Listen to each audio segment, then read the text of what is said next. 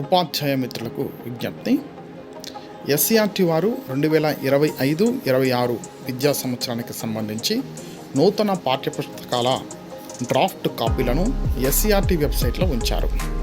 వాటిని చదివి వాటిలో ఏమైనా ప్రింటింగ్ మిస్టేక్స్ ఉన్నట్లయితే ఆ పుస్తకం క్రిందనే ఉన్న ఒపీనియన్ ఫామ్ ద్వారా మీ సూచనలను పంపవచ్చు.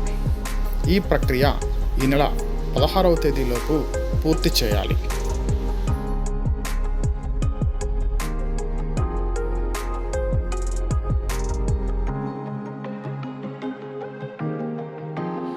కావున ఆసక్తి ఉన్న ఉపాధ్యాయులు ఈ ప్రక్రియను చేపట్టి దోషరహిత పాఠ్యపుస్తకాల ముద్రణకు సహకరించవలసిందిగా ఎస్సీఆర్టీ డైరెక్టర్ గారు కోరుతున్నారు.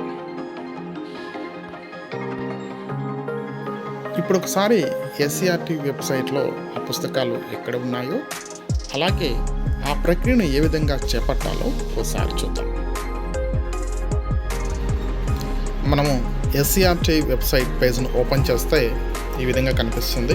దీంట్లో స్టార్టింగ్లో మనకు డ్రాఫ్ట్ ఈ టెక్స్ట్ బుక్స్ 2025-26 అని బ్లింక్ అవుతుంది కదా, దాని మీద క్లిక్ చేస్తే మనకు ఒక పీడిఎఫ్ ఓపెన్ అవుతుంది.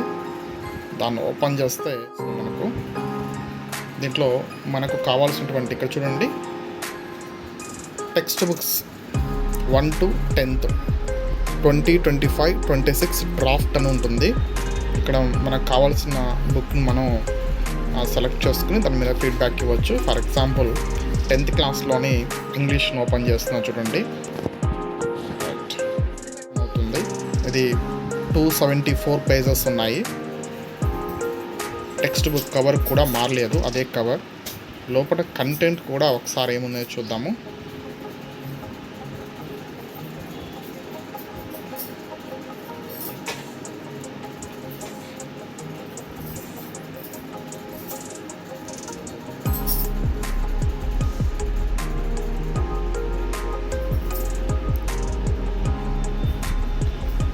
రైట్, కంటెంట్కి వచ్చేస్తే attitude is altitude, same content ఉంది.